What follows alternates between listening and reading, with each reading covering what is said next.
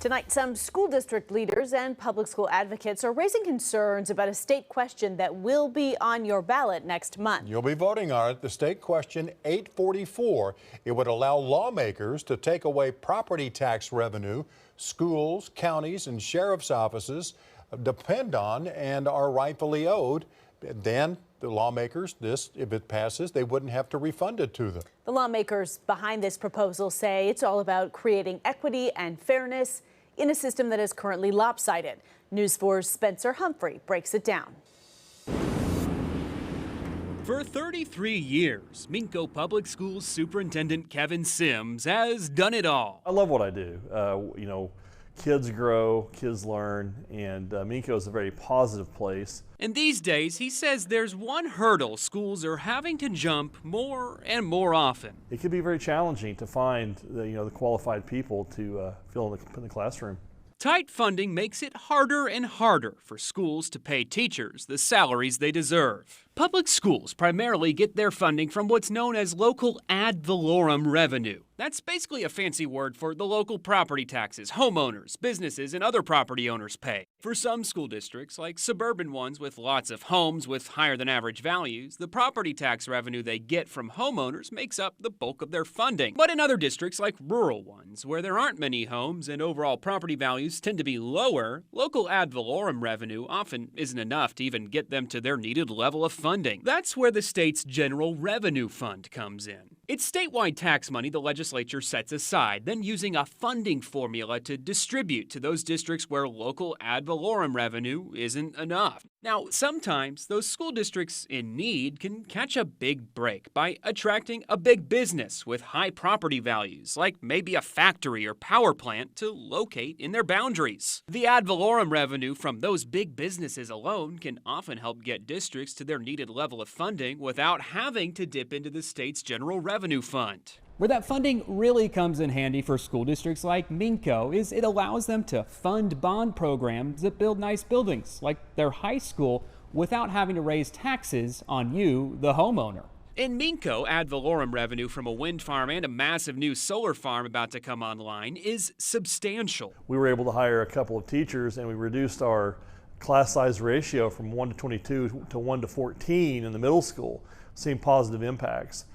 We've been able to add special ed staff. Now, in 1985, voters enshrined in the state's constitution a tax incentive program to attract new manufacturing businesses to the state. It allows qualifying new businesses to not have to pay property taxes for the first 5 years they're here. In theory, meaning local school districts would be out all that ad valorem revenue they'd bring. So that's why voters then also required the state to set aside a fund to refund school districts all that ad valorem revenue they're losing out on for those 5 years and make them whole. Those payments, by the constitutional provision, have to be picked up by the state. But recently, House Speaker Kyle Hilbert argued that refund fund should be spread out to all school districts across the state. But what's happening is the state is sending money that could go to other schools all across the state to a very small number of schools who are incredibly wealthy and way off the funding formula to the detriment of every other school in the state. It's why he and other lawmakers voted to put State Question 844 on ballots next month. If passed, it would change the Constitution and allow the legislature to control that refund fund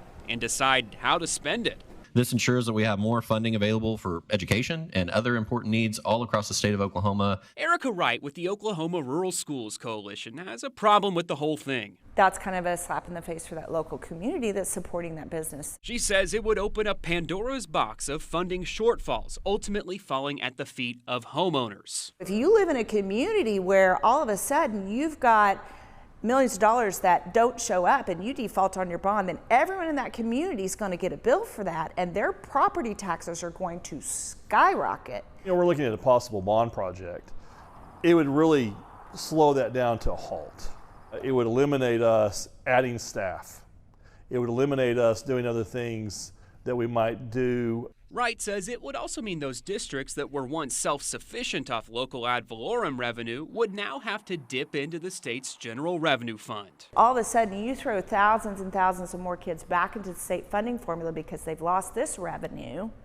then that dilutes the funds for the rest of us. On top of it all, she says it completely takes away any incentive for local communities to help grow the state's economy. If the state is not going to keep their funding promise to communities, why would communities want to go after bringing in additional manufacturing development if they're not going to see the benefit of that? Supporters of the question also point out, with so many more businesses coming to Oklahoma these days that now qualify for the tax incentive, the state itself is actually running out of money to even fill that refund fund. We reached out to House Speaker Kyle Hilbert and Senate President Pro Tem Lonnie Paxton for interviews, but neither were available. Wright says maybe the solution should be for the state to simply cut back on handing out so many tax incentives. I just feel like this is not the answer because it puts too much burden on our schools and some serious burdens on our schools and public services. But regardless of how the vote goes next month, these two ask just one thing of lawmakers.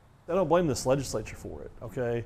But what I do say is that we need everybody at the table discussing it. Have superintendents at the table, have your county tax assessors at the table, have your sheriff's departments at the table.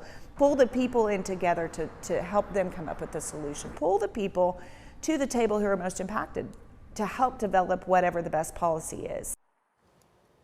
Spencer tells us this issue, while we talked about school districts, affects more than just the school districts. Exactly. County governments, career tech districts, local law enforcement, and libraries are all funded by ad valorem tax revenue, property taxes. Those entities also get reimbursed by the state for revenue they lose out due to that 5-year tax incentive for manufacturers. Which means these government entities are affected in the same way as our public schools are. We're going to be talking about this on Flashpoint Sunday morning as well. It's a big topic and State Question 846. Voters will decide. Election Day is August 25th.